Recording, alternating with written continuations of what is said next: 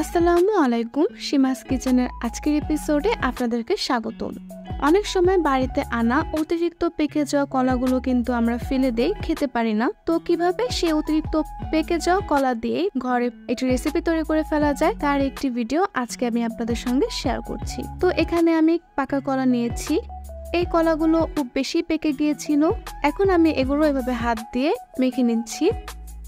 এর মধ্যে দিচ্ছি গুঁড়ো দুধ আর দিচ্ছি চিনি পছন্দ মতো। যেহেতু কলাও প্রচণ্ড মিষ্টি হয়, তো এর মধ্যে চিনির পরিমাণ কিন্তু আপনারা যে যেরকম মিষ্টি পছন্দ করেন সেভাবেই বুঝে দিবেন। এখন আমি প্রথমে এখানে দিচ্ছি 1 কাপ পরিমাণ চালের গুঁড়ো। খুব ভালো মতো মেখে নেব।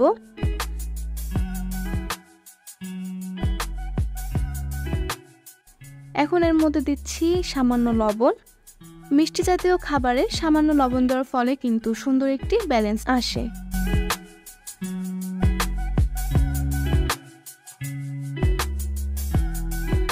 ঠিক এরকম একটি ঘনত্ব হবে।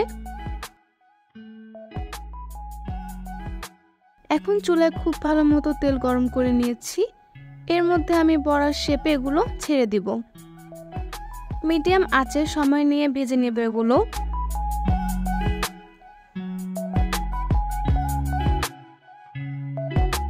এই কলার বড়া খেতে কিন্তু খুবই মজা হয় এবং এভাবে তৈরি করলে এই বড়াগুলো কিন্তু অনায়াসে 2 থেকে 3 দিন খেতে পারবেন এবং এটা কিন্তু 2 থেকে 3 দিন পর্যন্ত একদমই সফট থাকে, শক্ত হয় না। তৈরি হয়ে গেল মজাদার পাকা কলার বড়া। এই বড়াটি খেতে খুবই মজা। তো এভাবে অতিরিক্ত পেকে যাওয়া কলাগুলো ফেলে না দিয়ে কিন্তু ঘরেই মজাদার বড়া তৈরি করে ফেলতে পারেন। স্ন্যাক্স হিসেবেও কিন্তু এই রেসিপিটি তৈরি করতে পারেন। ভিডিওটি ভালো লাগলে কিন্তু অবশ্যই আমার কমেন্ট বক্সে জানাবেন এবং লাইক, কমেন্ট ও শেয়ার করে পাশে থাকবেন। আজকের মতো এখানে বিদায় নিচ্ছি। আল্লাহ হাফেজ।